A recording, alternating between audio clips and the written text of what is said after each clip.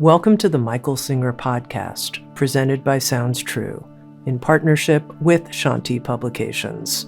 For more information about Michael Singer's work, access to all prior episodes, and information about upcoming releases, we invite you to join us at michaelsingerpodcast.com.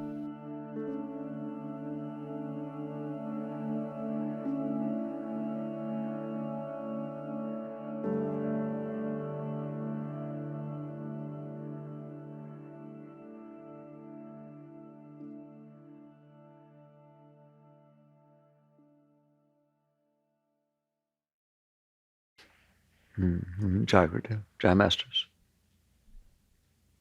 People are very much into techniques. As we move through the talk, we'll talk about that, the advantages and disadvantages of techniques. The most important thing on your path is your intent. You learn all the techniques you want, but if you don't know why you're using them, and they're not aimed at the highest, they are what they are. You can do hatha yoga, you can get healthy. You can do mantras, quiet your mind down. That has nothing to do with the meaning of your life. It can make it a little more enjoyable. So we always have the talks that lay down what is going on. So let's do that very simply in the beginning and then move on. What is going on is you're supposed to be in ecstasy. The whole purpose of creation is for the divine being who is universal, infinite, everywhere, through all the galaxies, trillions and trillions, everywhere, all around, is the source of all the quantum fields that generate everything you see. It's just everything. The purpose of creation is to express and experience itself, himself, herself, call it whatever you want.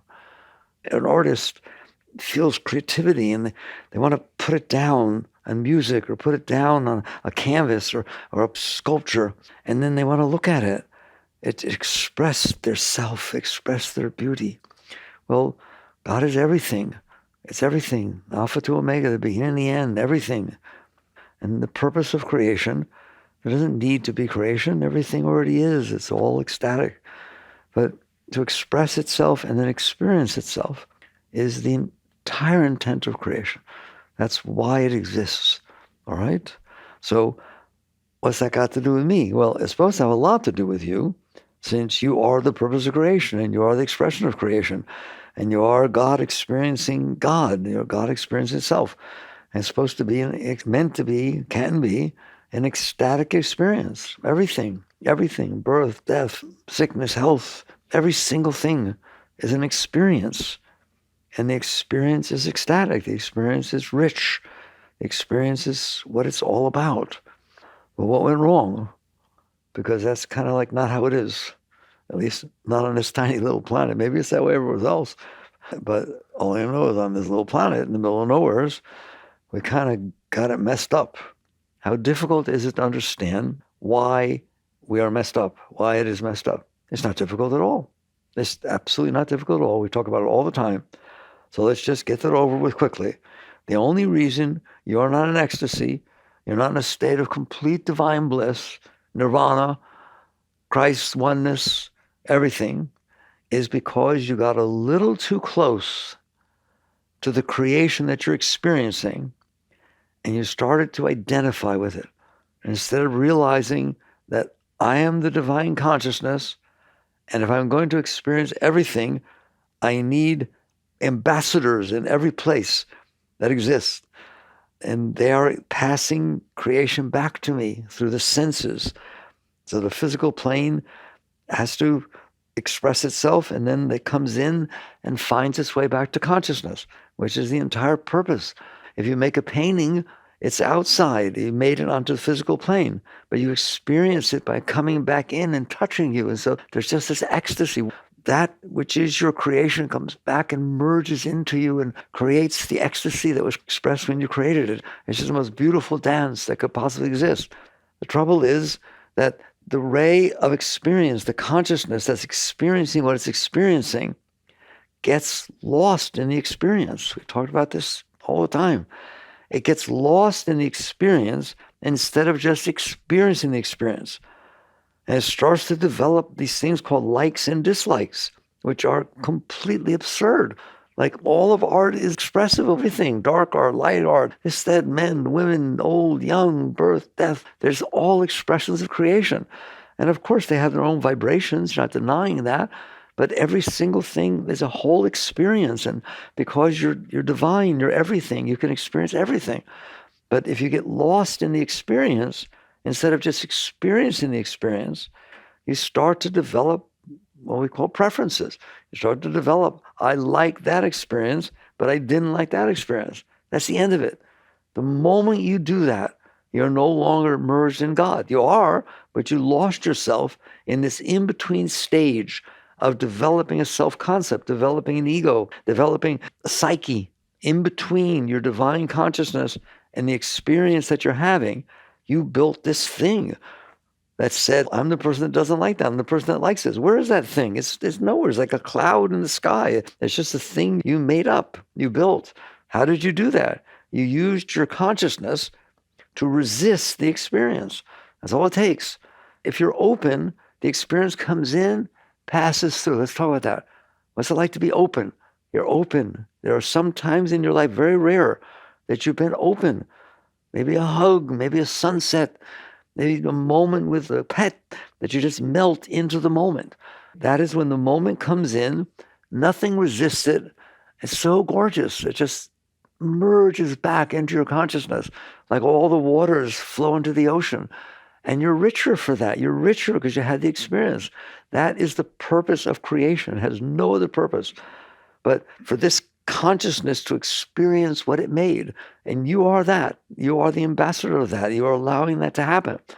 But if your consciousness, for whatever reason, and I don't talk about it, that's really the original sin. Why did it happen that you resisted an experience?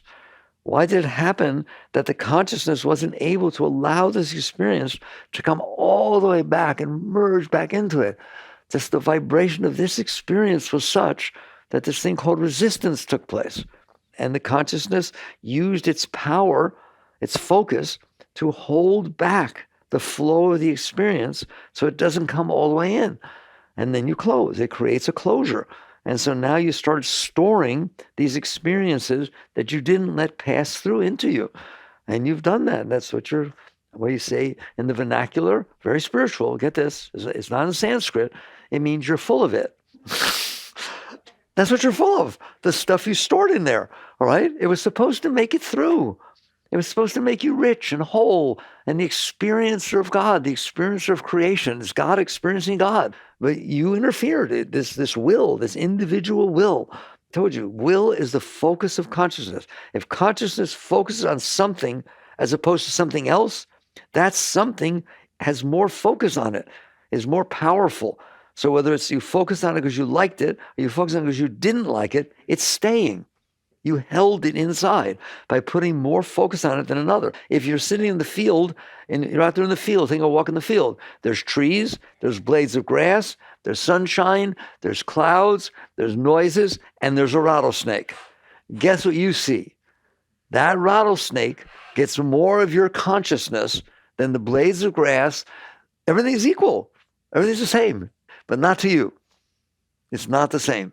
You put much more focus. You can become so fixated on the rattlesnake that when it finally crawls away and somebody says, what else was there? I have no idea. Was there grass or snow? I don't know. You understand that? Because you took your consciousness and focused it fully on that object. And then that object is part of your life now. It didn't the grass passed through, the trees passed through, the clouds passed through. But no, that didn't pass through. Why? Because you held it. By focusing on it more, you put more energy, more shakti on it. What if it tries to come back up later? You push it back down. It's just as uncomfortable when you think about it 10 years later. And when you talk about it, you get all weird because you stored it in there. And so now you started building this storehouse of things that you didn't like. What about things you do like? You do the same exact thing. It's like I'm in a room and there's thousands of people, but I only have eyes for you, dear.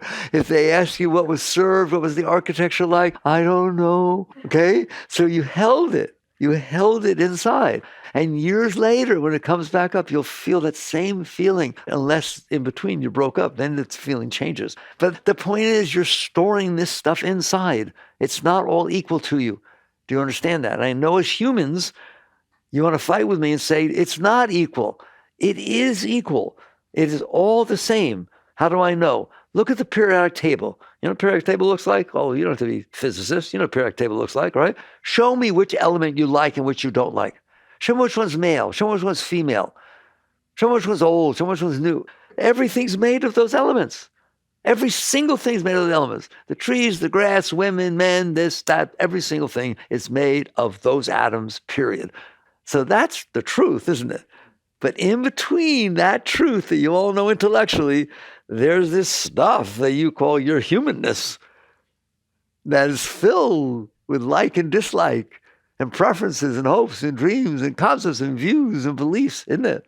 Those things are not real. Show me a concept. Show me a belief. Show me a hope. They're not out here, and they're not in your consciousness. You built them. You built this psyche, this cage, this thing that you built. That's the tree of self-knowledge that you ate of. So now you get to be human, which means what? You don't get to have ecstasy. So don't defend, but I'm human. No, you're not. You built a human out of the resistances that you either pushed away or clung to. Your past experiences were meant to make you great, were meant to just make you full of God. You're totally experiencing it. It's beautiful. But you didn't. You resisted. You held stuff back, either because you really liked it or you didn't like it. And that's it. That's the great Buddhist teachings, that the cause of all suffering is preference. He's right. And I'm not saying you can't have preferences. You have to be willing to listen to the truth, even though you can't live it right now. The truth of the matter is, it's all atoms. And the truth of the matter is, as I've told you, there are no atoms. I used to be able to teach that. It's all atoms. No, it's not. There are no atoms. Okay, it's electron, neutron, proton. No, it's not. There are no electron, neutrons, or protons. There are no subatomic particles. There's just waves, the quantum fields, that get agitated, and little waves in the field happen, and it seems to behave as though they're particles, but they're not. They're just energy. It's all energy, equals mc squared. Doesn't matter. You have to know the physics. Just understand, it's not even atoms. It's not even elements. There's nothing out there, guys. The closest I can come, because they say you can't conceptualize the deep stuff. In the old days, we didn't have digital movies. We had straight light bulbs, projector light bulbs that shine through a film. Well, that's the truth. If you turned around in that movie, you weren't so absorbed, you'd see a ray of light passing through a piece of film. Kind of boring. Okay? I mean, who would watch James Bond or Mission Impossible or anything if they're just looking at a light bulb passing through some moving film? But when that light goes through that differentiating film and ends up on that screen, it looks like something, doesn't it? It looks like there's cars and people and things and love and divorces and marriages. And oh my God, there's so much going on. There's nothing going on. Turn around. It's light hitting the screen, but it first went through this film. That's what's going on here. How can it all be light? How can this whole thing be made of light? The same exact way. Underneath, there's just light. That's why the greatest paradox is that the speed of light is fixed. It's the same no matter what. It should blow your mind. If you drive in a car at 80 miles an hour and somebody's standing still, they see an 80-mile-an-hour car go by. Now you drive next to them at 80 miles an hour and take a speed gun and see what it says. 0. Both driving side by side, same speed. Okay? If you do that with light, while you're standing still, it goes past 186,000 miles per second. Get on a light beam and travel equally in the same direction as the light and take out your speed gun. It will be 186,000 miles per second. That's what it means. That's blow your mind, that the speed of light is a constant, no matter what, no matter how fast you're going. If you're going opposite direct, it doesn't make any difference. It's always 186,000 miles per second. How can that be? To me, because I have fun contemplating that, the only way you can contemplate that, how could that be? Because it's all made of light. The car's made of light. The beam is made of light. It's all that bulb. So every single thing on that screen is going the same speed, isn't it? All right. I just want to drop a little thought, okay? So there's really nothing there. There's nothing there. But we humans not only don't want to hear it, we sure ain't living it. All right? Why? Because we developed this system of psyche made out of mind and heart and these things. We just stored them inside of us based on our past experiences. Every single one of you have different preferences, and those are due to your past experiences. You don't have preferences about something you never experienced, but if you experienced it was nice, you want it to happen again. If you sure as it wasn't nice, you don't want it to happen again. And you think that's logical. That's a major problem. That's the bane of your existence. That will destroy the meaning of your life. Why? Because now the meaning of your life is to come out here where nothing's going on, really, and try to manipulate to make it be what you want and not be what you don't want. And you will spend your entire life doing that. And that's what's meant when you were thrown from the garden. It said you must work by the sweat of your brow to be okay. As opposed to being in ecstasy because you're experiencing everything. Now you better get to work because you're only okay if it matches your stuff. And you're never okay if it doesn't match your stuff or it matches your negative stuff. They usually take a whole hour to discuss that. I assume you have gotten that. That's what's going on. What is the meaning of life? The meaning of life can't possibly be to build a building, to have a child. Why? Because you're leaving. Say bye-bye. Say bye-bye. You get to be here for how long? 80, 90, 100 years? The Earth's been here for 4.5 billion. You're just coming and going. You're here for a moment, not even a blink of an eye. And you decided to suffer while you're here, to struggle and have headaches and tension and anxiety and fears. You did that. God did not do that. God came down to experience the Satchidanandic bliss of his being by experiencing what he created out of bliss. And you kind of decided, nah, I don't think so. I'll make a royal mess out of this thing. Okay, there we are. That's what's going on. What is the meaning of life? Everyone's life. Everyone's, even the protozoas and amoebas, all have the same meaning of life, which is come back, let go, and merge. Get back to the garden. Got to get us back to the garden, Woodstock. All right? It's just like, can you stop this garbage? Since your consciousness is completely pure. The light that is making the movie, the light's the same all the time. It doesn't matter what it's showing, X-rated, R-rated, PG, anything. The light does not change. There's no sin, there's no this, there's no that. There's just the pure beam of pure light. But it's shining through your psyche. It's shining through what you collected. You made the film. So there you are. The meaning of your life, the meaning of everyone's life is to let go, to find your way back to what's meant to be, to allow God to experience the ecstasy of his creation.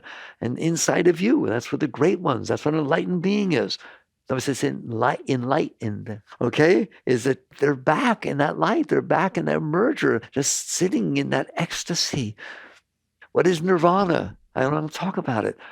So few people have ever experienced such a thing. Even imagine there is such a thing. Imagine just sitting there doing nothing and just having beams of waves of throngs of ecstasy pouring through your being beyond, man-woman stuff, beyond winning the lottery, 7 billion times beyond. And it's just pouring through your being, and that's who you are. And you bring that down to earth because that's who you are. So the meaning of your life is self-realization, is merger, is coming back to the origin of your being, which is divine, which is God. All right? How does one do that? There, I got the groundwork earlier than normal. Do you understand? How do you do that? Well, some people teach renunciation. Since the world is made these impressions, and when you experience it, it brings up these impressions. You hear me? Doesn't it? It hits your stuff. That's the words we use. Very Buddhist term, hit your stuff. Okay? But that's what it is. All right? You're some scars. It comes in. Then the answer is renounce the world. Don't touch it. Stay away from it. Don't do money. Don't do relationships. Don't do anything. Stay away from all of it so that it doesn't hit your stuff so that you can go. All right? The really great ones, don't teach that. Now, there is a stage in your growth where it's better to be moving away from that than getting lost in it. So no one's going to deny the different stages of your growth, but we're talking about real meaning of life. That can't be the meaning of life. Why? Because that stuff that you have inside, she doesn't have. So who's to say she should be renouncing money and you shouldn't, or anything? But you define what you should renounce as that which you should be working with. You literally said, I can't handle this, so keep it away from me. As we go deeper in this talk, you understand it should be, I can't handle this, bring it on. I need to let this go. I can't go anywhere with this anchor. This is holding me down, all this stuff that I stored in here. So to renounce everything so it doesn't hit my stuff, that's just it's wonderful. It's wonderful. You do whatever you need to do whenever you need to do it. But if we're going to come here, we're going to talk real deep meaning of life. That can't be the meaning of your life. Why? You just kept that stuff inside. And maybe you can have a high state temporarily, but you're coming back because you got an anchor in there. So that can be teach. Some people say drugs, do this. Anything you have to do in order to be okay means what? That you're not okay. It means I'm not okay. Well, if you're not okay and you have to do something to be okay, you're still not okay, all right? And if that something you're doing goes away, you're really not okay. And that goes for everything. So it's not about renouncing. It's not about getting. What's it about? It's about finally getting quiet and realizing, I did this. I stored this stuff in here. Yes, situations happen. It's very easy to blame someone who did the thing that I didn't like, but I'm the one that couldn't handle it. I'm the one that didn't let it go through. I'm the one that stored it inside of me. I'm the one who pushes it back down every time it comes back up. I am the doer in the end. I'm in here doing this. And you're the only one that can free yourself. Yes, you can temporarily have deep meditations or have drugs or have this or have that or have something that helps you feel high for a moment. Something that just temporarily lets you transcend your stuff because it distracted you from yourself. It's distracting you from yourself so you don't have to feel yourself. Well, yourself is a very great thing. You made it all dirty. You need to clean it, not distract yourself from it because then you're still carrying it. So now we talk about how does one do real growth? They finally reached the point of realizing real growth means not putting more stuff in there. Let's do it slowly first. I don't want to put more stuff in here. I've already got enough stuff in here. How about you? I got enough sensitive spots. I got enough sore spots. I got enough issues. I don't want to put any more in here. Okay? And I want to eventually let go of whatever I stored in here because I couldn't handle it. The only reason you store stuff in here is you can't handle it. Otherwise, it goes through. It passes through. It's just like, wow, beautiful experience. You're listening to music. It's beautiful music. And it's taking you away. Unless your ex-girlfriend used to play the French horn, and this is a French horn solo, all of a sudden the music's not doing that for you anymore, is it? You see? You stored this stuff in there. So not only do you not put more in, but you understand the meaning of your life is don't put more in and learn to let go of what's in there. Every moment of your life. Not when you meditate. Yes, of course you do this. I'm not telling you not to meditate. I'm not telling you not to relate. Believe me, don't do that. I'm just trying to show you the highest of what it means to make something the pole star of your life, the ultimate meaning of your life. It doesn't mean it happens right now. They call it a stairway to heaven. They didn't say a jump. You're going to go through different stages. But I want to make sure you understand what's going on. What's the ultimate intent of what's going on, right? Is to get this stuff out. And when you get the stuff out, back to the garden. You fill it with ecstasy, literally. If you're depressed right now, you're not depressed. You're the consciousness looking at a completely screwed up psyche, aren't you?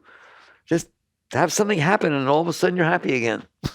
It's so funny. The consciousness is pure. Nothing happens to it. It's that projector light that shines through the film. What do I care what particular film it's shining through right now? It's the same light. And ultimately, that's all it is that light. You're the one who got lost in the projection on the screen. So you understand the meaning of your life is to let go of this garbage you stored inside, not store any more, and let go. And then what you'll see is you'll see the light. You'll just absolutely feel all this Shakti. You feel all this ecstasy. Now the question is, okay, fine. So the meaning of your life is purification. The meaning of your life, as Christ put it, is dying to be reborn, is dying of the personal self, of this stuff that you're holding in there that you call yourself human. You are not human. There's not even a part of you human. That's like saying, I'm not the light, I'm the projection on the screen. I'm that car. No, you're not. Well, then I'm that car. No, you're not. Well, then I'm that couple. No, you're not. You're the light shining. That's what you are. You're pure consciousness shining through the filter of the garbage you stored in there. And that's why the world looks the way it does to you. So the purpose of your life is to cleanse, is to not put any more in and let go of the garbage you stored in there. What's my technique then? That is the technique. That is the technique. Every other technique is a way of trying to do this. Like the technique of renunciation. Well, I have all this stuff in here and I keep fighting with it. So at least if I don't deal with the things, I don't have to fight with it. So that's a little bit better. Same thing. You're trying to avoid this stuff, but it doesn't work that way. You have to get rid of it to be free, to be liberated. And it's the same thing with every single spiritual thing you do. Read the Bible or the Gita. Why? Why is that spiritual? Because of what you would be doing otherwise. It takes your consciousness off of the impurities that you built up in here, and it tries to raise your consciousness during that time for things that are a little bit higher than that. A book can't take you there, but that doesn't mean it doesn't have meaning. It's a higher thing to do, to put some time aside and go to church or go to temple or synagogue to do something or to meditate, than it is to just go about your business of trying to get what you want and avoid what you don't want, which is what you do all the time, isn't it? All right? That's not going to get you anywhere. That's like giving in. It's like saying, I'm addicted to heroin. Get me some. I'll be okay if you get me some. I'm sure you will. I'll be okay if I get what I want. That's exactly like, I'll be okay if you give me heroin. But we're caught, so it's very hard to listen to this, all right? And you're not going to let it go right away. I'm telling you, don't even think about it. You'll go out there and do what you do, you think. But somewhere in that depth, you're going to remember what we're talking about, what the meaning of your life is. And it's transcendent to all these things you think you need in order to be okay, which are just things that distract you from the garbage you stored inside. So the meaning of your life is letting go of this stuff, letting go of this stuff. That's it. How does one go about that? How does one do that? Well, like I say, there's all these different teachers, all these different teachings, and they're all wonderful, and they're all helpful, and so on. Ultimately, people come to me and they say, don't I have to have a guru?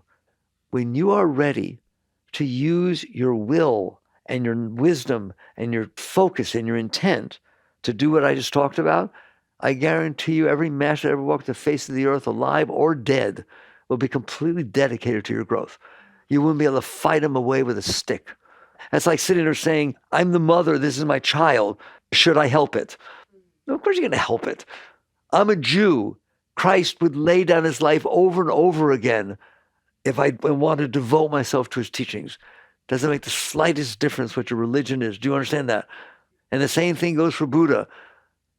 He would come out of his depth of meditation, of samadhi, to help anybody who reached their hand up even slightly, no matter what religion they are, no matter creed, no caste or anything, just the fact that they have devoted themselves to the ascent. Anyone that is higher than you will attempt to help. So there's my thing on whether you need to find a guru. Let them find you, okay, as opposed to go running around the Himalayas and run to ashram.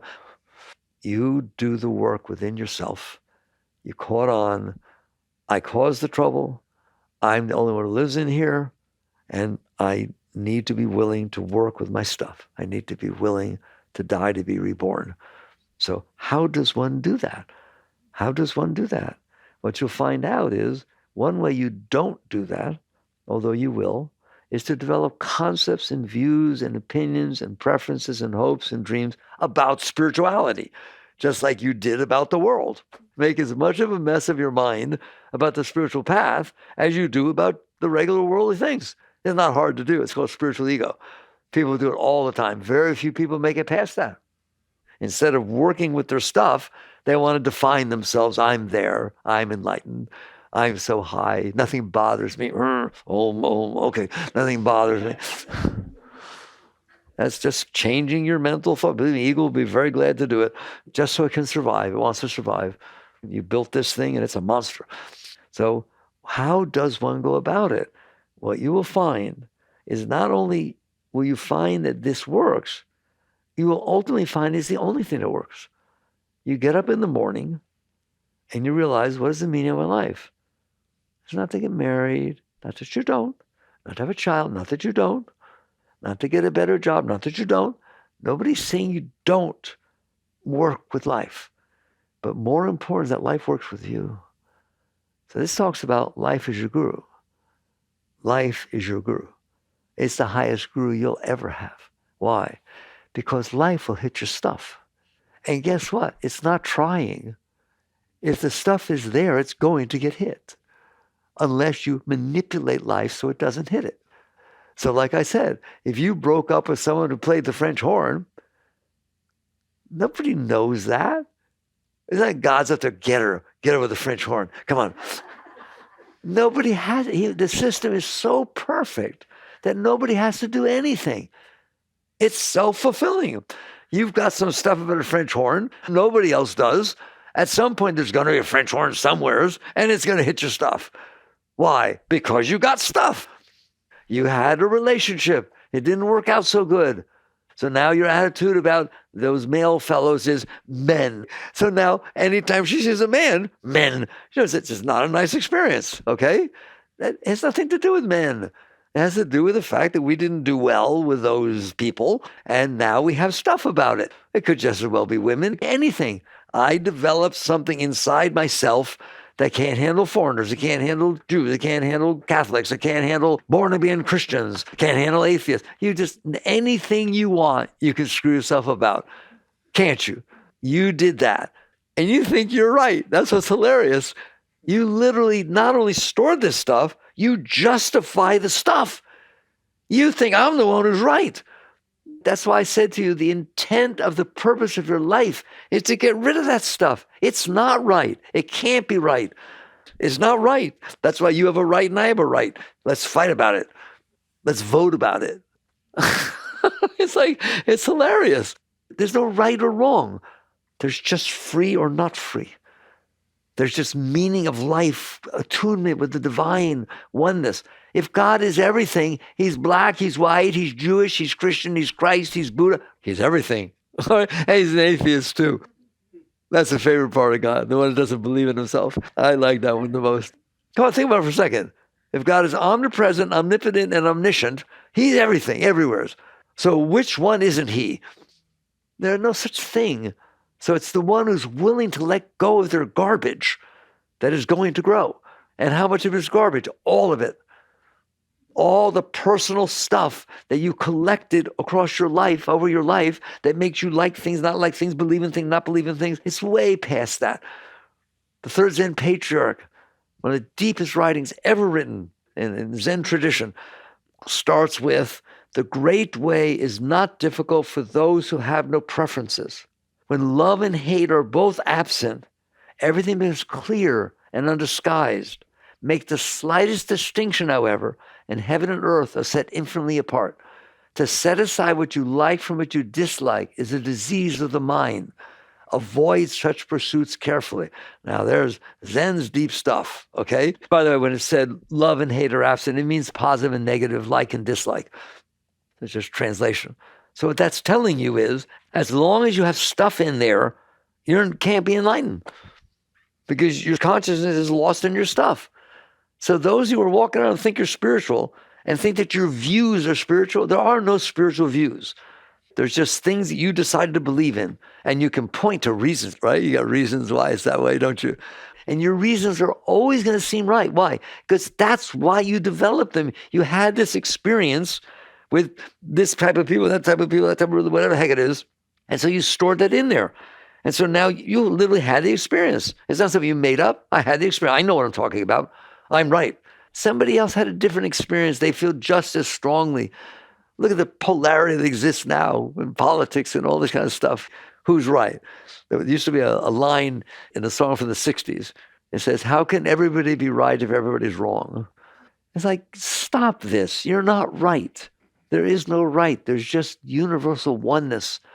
There's just, here, get all uptight about what's going on that screen and start fighting with each other on the screen about who's right and whose car is the best and whose religion is right. And I'll just stand back there and look at that light bulb. All right? Get back. Stop buying into your garbage. but it won't happen right away. But at least you're listening, okay? That's what liberation means. It doesn't mean you're free from life. You've freed yourself from yourself, and then everything's free. So basically, how do you do this? Instead of saying, I'm going to make life be what I need it to be for me to be okay, right? And by the way, how do you know that it's right? Well, when I get it my way, I feel great. I feel Shakti. I feel love. It has to be right. That does not make it right. It just means it matched your stuff. I guarantee you, you take a Hell's Angel guy or gal, okay? Take somebody real brutal type of person, right? And they get off on beating people up. They feel the same joy that you feel when you hug and kiss and love, all right? Or when you win or you do good business. If you're open, you feel the Shakti. If you're open, you feel this stuff. So don't get caught, please. I'm begging you. Don't get caught in this concept of right that you have just because you feel something. The reality is the meaning of your life is purification. The meaning of life is liberation. The meaning of life, as Christ put it, is dying to be reborn. You die of the personal, and what's left is the light bulb. And you be that light bulb and you change the world like he did and Buddha did, and the great ones, right? And so basically, now you're looking at it. That's a very deep state. How do I get there? It's a deep, deep, deep commitment to realizing if I have stuff in here, the world's going to hit it. That's just reality, isn't it? Okay? I don't know how to explain it to you. It's like you had an argument with somebody yesterday. You don't want to see them today, do you? You may walk around the block to not have to see them. Come on, you've done it. Okay, if you have stuff in there, life is going to hit it. And if you want to say that's God purposely taking it, no, it's just because it's in there, it gets hit. It's just very, very simple. God created a universe that is self-fulfilling. It's just perfect. If you're so in love with your new Ferrari or Tesla that you parked in the back parking lot where no one can get near it, and that's your whole thing, if that thing gets a scratch on it, you're in trouble, aren't you? You did that. You made that life. It's a scratch. Scratches happen. Somebody opens the door, but you can't handle it. Why? Because it's something you did, not that somebody opened the door. It's the same thing in a relationship. This is my special person. I love them. They should be loyal to me. What does that mean? They shouldn't dance with anybody else. And if they do, they should walk away after 15 seconds and say, no, I want to be with him or her, right? And I want to see it. Now, have fun, guys. You're not going to, are you? That relationship will be the most suffering you ever had. Yes or no? It's not that anybody's doing anything. You already did it. And so you can't handle stuff. And now, again, that doesn't mean you shouldn't deal with stuff. I keep having to say that because you get lost in thinking you're supposed to do this. No, just listen. So how do I get rid of my stuff? Instead of protecting yourself from life, which is protecting your stuff, you get up in the morning and you say, remember, the meaning of my life is liberation. The meaning of my life is back to God. That's the meaning of my life. And my day is devoted to that journey. What part of your day? My relationship day, my food day, my work day, my coming home day, my boss day, my coworker's day, my every single thing of this day has one meaning, back to God, liberating me, freeing me from myself. Okay, well, that's a nice thing to wake up for in the morning. I tell you right now, every morning, remember the meaning of your life. You don't just think about the meaning of your life when you're dying. That's the meaning of your life. That's the purpose. Right now, what do? You get up. How? Just get up. Well, which foot should I put out first? It doesn't matter. Just get out. Get out of bed. Okay. What do I do next? Maybe you take a shower. You can be there. You're doing normal things. You're not getting weird. What will I eat? I don't know. I'm going to tell you what to eat or what not to eat. There'll be food and work with it and do what works for you. Well, what if there's one food that makes me sick to my stomach and I don't want to eat it, and the other food makes me feel really good? Which one should I eat? Eat the food that makes you feel good. There's nothing complicated about this. It's not about your clothes. It's not about the food. It's not about a book you read. It's not about any of that. It's about, are you willing to let go of what life hits? Here's some food. It's not exactly what you like. It's a breakfast, okay? And it's cornflakes. And you like oat milk, but there's just regular cow milk, all right? And well, what am I going to do? I'm going to use the cow milk because I'm not going to eat raw cornflakes. But boy, am I going to complain while I'm eating it. I will get myself so sick. I can't stand cow milk. I don't want to. Have fun, because you won't. Or sit there and say, next time I'll remember to buy the oat milk. Okay, nice boy. Remember the oat milk. You didn't have the oat milk, so here's your wife or husband's or kids' cow milk. And can I do it? There may be a soy milk instead of cow milk, but anyways, whatever it is, can you surrender, take what's reality in front of you to the best of your ability, and let go of that part of you that is ruining your life? Can you do that? That's spiritual growth. It's beyond concepts or views or opinions or preferences or hopes or dreams. It's just reality. Can you handle reality without getting weird? Because if you can, then that part of you that was going to get weird about it can let go. What about you have a relationship and you really like being around somebody and eating with them, and they're not there. They have to work today or they went on vacation or did something. Can you sit down at that table and enjoy your breakfast? Or do you have to, oh my God, I miss them so much, I can't handle this. And what if we were eating together? I'd be giving the cornflakes a spoonful to them and then one to me. And I'd hello? You can't handle reality? That's what's being asked of you. Not all these opinions and concepts and views and techniques and things. Can you handle reality that's unfolding in front of you? And if not, why not? And the answer is always the same, because I've had past experiences that I stored inside, in that one because I liked eating with somebody, in the other one because I don't like this or that. I stored this stuff inside, and now I am unable to handle reality. Your spiritual path is, you're supposed to be the highest species on the evolutionary ladder, aren't you? What did Darwin say were the characteristics of a higher species? Adaptability, survival of the fittest. Well, you can't survive eating breakfast alone without your girlfriend. You can't survive somebody dancing with somebody else. You can't survive that somebody else got the corner office. You can't survive that the boss criticized for what you did at work last night when you worked so hard. Can you? You're unable to handle reality because you got yourself screwed up with all these preferences and concepts and views and opinions. Spirituality is to say to life, bring it on. And if it hits my stuff, I'm going to learn to let go. Now, you will not be good at this.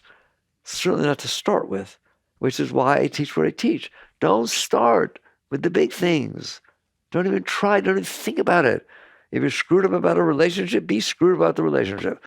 I'm trying to make believe you're not. Okay, fine. Now what? Okay, I'm screwed about the relationship, but can I handle that the driver in front of me turned right and didn't use his blinker? And the answer is, especially when I'm screwed about the relationship, no, I can't handle it. Handle it. Just for kicks. Use situations that unfold in life that tend to cause you to complain, to close, to say, no, I'm not closing. All right? So it's not a misunderstanding that surrender means whatever life does, you just let it do. It's whatever life does, first you handle, then you deal with it. But you handle it first. And that's what it means to let go of your stuff. Because while you have stuff, you can't handle it. The stuff you have the most stuff about, you can't handle anything about it, can you? If your ex-husband's name was Ben, and you really had a really bad divorce, I told you, if you're over there in London at a party, and you're having fun, and somebody yells out, Ben, Ben, you close. He's not even there. He died 5 years ago. You still close. All right, now we're talking. This is your spiritual growth.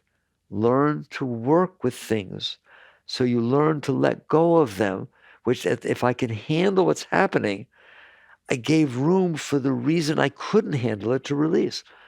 So if I can't handle, God, listen, this is pure psychology, but they don't teach you deep enough, okay? It's like, if I can't handle the word Ben, it means I got some stuff in there about that divorce, don't I? About that whole relationship. So it's not handle Ben. It's if I can handle them calling Ben, and I never was able to before, Okay, fine. It's getting upset. Relax. I gave room for the whole relationship to go away, to be done, to finish its journey through the universe. It doesn't go away. It just finishes. Fine. Yet if you see Ben after that, after you work with that, you'll feel love. Listen, you married a guy for 10 years. It's kind of special. You will never not have a special relationship with Ben compared to everybody else in the world. Okay? Well, which relationship you want to have? The one that makes you angry and hurt and terrible? Or, oh boy, we really grew together. Thank you. You can literally have a terrible relationship with somebody, break your heart when they broke you up, use it for your growth, and after a number of years realize they were the greatest thing that ever happened for you because they help you let go of your garbage, help you let go of your stuff. And you just do that with everything. So life is now your guru. I told you once, back in my early growth days, I was in solitude, meditating all the time and so on. I drove my van up to Canada by myself and stopped every 3 hours and meditated. Oh boy, he was something. All right. And I drove, I was very strict. I was doing Zen. All right. And I drove up there and I was in Alabama somewhere. I just driving through and I went into this little broken down country store and they were all country folks. All right. I'll never see them the rest of my life. And I dropped some of the change on the floor, a couple of pennies or a nickel or something like that. And literally Mickey in here, who'd been meditating, he's so straight, was embarrassed to bend down and pick him up. Because that meant he did something wrong. He draws, and the person behind the counter's up there, and he didn't want to bend down and pick him up. That means that moment was an essence of growth for me. What difference? You're driving through this town. No, I will never see anybody ever again, and he's still weird. Anybody know anything I'm talking about? So you bend down, and you use it for your spiritual growth. Something as simple as that. You hear me? And you bother to bend down and pick it up, and if you blush, you blush, and you walk up there, and you just let go. Let go of that. So you don't have to have that inside of you all the time. You purify, you work with life to let go of yourself all the time to the best of your ability. Well, you won't be able to do it so good all the time, will you? You'll get into the elevator and you'll burp. And you just stand there in the corner and say, don't look at me. Or you draw some ketchup on your pants at lunch. You don't want to go back to work. And you keep putting things over it. Those are your moments of growth. That's when life is your guru. And you can look at it that way, that God knew I was going to embarrass you to drop ketchup. Or you can realize that at some point you're going to drop ketchup on your pants. You're going to do something, right? Stop blaming God or just deal with the thing. Okay, it's reality. I got ketchup on my pants. And then watch yourself when you go to work trying to cover it up. And then don't. So a whole day of sadhana. That's what spiritual practice is. Sadhana. You're purifying, you're cleansing. So surrender means that. It means letting go of the part of you that can't handle reality. And what's going to happen if you do it with small things, I beg you to do it with small things, you're going to find out you actually got better at it. Just like you get better at piano when you practice scales. You get better at tennis when you practice with a coach. You will get better at handling reality, which is the meaning of your life. The day you are able to walk out there and have it all come and you handle it, it merges through. Does that mean you don't feel anything? It means not only do you handle what happened, but you handle what you feel because it happened. And all of them come in and pass through. It's not like I have no feelings. They asked Ramakrishna, a great, fully enlightened master, does an enlightened being ever feel anger? He said, yes, but it's like riding on water. When you ride on water, who can read it? Nobody. It just passes right through. So what difference does it make? I had a bad thought. So what? If it passes through, it's just like any other thought in the universe. No, it's a sin. No, it's not anything. It's just a thought passing through. I said something stupid when I was around a bunch of people. So what? So what? Well, they won't think nicely of me. So what? Okay? I mean, what are you doing? Because I'm not okay, I need people to be nice to me and like me. You see? And the reason I'm not okay is I store all this stuff inside. I'd rather let the stuff go and have everybody despise the ground I walk on and be in ecstasy while I'm doing it. How about you? And so you're just letting go of these concepts and realizing there's only one reason you care what people think about you. You need something from them. You need their affection. You need their acceptance because you're not okay. It's because you have this stuff inside. If you don't have that stuff inside, It's not like that. And guess what happens? Everybody wants to be with you because you're emanating all this light and love. In any event, you get to the point where you realize the meaning of your life is ecstasy. The meaning of your life is self-realization. Really, life is God merger. And you can use every moment of your life. Every moment is there for you. You have to go anywhere. It comes to you and it hits your stuff because it's there. Are you willing to let go? And then the next step goes, and I'll stop because people misunderstand. Letting go doesn't mean you're a doormat that life walks over. Letting go means life unfolds and it comes in. Can you handle it? Letting go means letting go of the part of you that can't handle it. Instead of justifying or yelling or screaming, just relax, and try to let it go. Give it to God. There's your techniques, all right? Let's say it comes in and it just, you're embarrassed, it hurt, you thought you did something stupid. Get your hand under it, grab the whole little ego, pick it up and give it to the universe. Just give it to the universe. Here, you take this. We give flowers to the masters. No, give that to the masters. They'd rather have that. Just give your stuff away. Be willing to give your stuff away. Keep letting go. Then what? Then when you're relatively clearer, instead of reactive and defending, look outside and see, am I supposed to be dealing with this? Is this something I'm supposed to do? It's so funny. I'm a nice Jewish yogi, and I can take everything I'm teaching and turn it into Christ's teachings.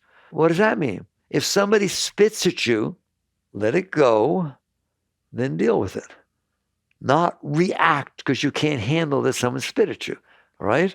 What happens if somebody slaps your cheek? Give them the other cheek. That's what Christ said. The exact same teachings. Handle it. Handle it, then deal with it. You're not dealing with it. You're just not reacting to the fact that you couldn't handle it. Does everyone understand the difference? If you're reacting to the fact that you couldn't handle it, it's just your ego. You're just reinforcing your garbage. If you can handle it, just inside, handle it, then look to see if it's something you're supposed to do. That's all there's to it. Anyways, you face stuff and let go of your stuff. That's why it's there, period, all the time. Can business bring your stuff up? Can relationship bring your stuff up? Can children bring your stuff up? Can pets bring your stuff up? You see, everything can bring your stuff up. That's why you're here. That's how you use life as your guru.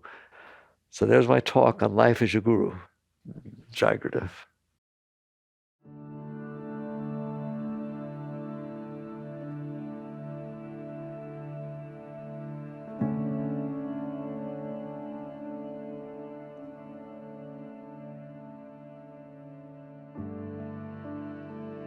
You've been listening to the Michael Singer Podcast, produced by Sounds True in partnership with Shanti Publications. For more information on Michael's body of work and all back episodes, please join us at michaelsingerpodcast.com. Thanks so much for listening. Sounds True, waking up the world.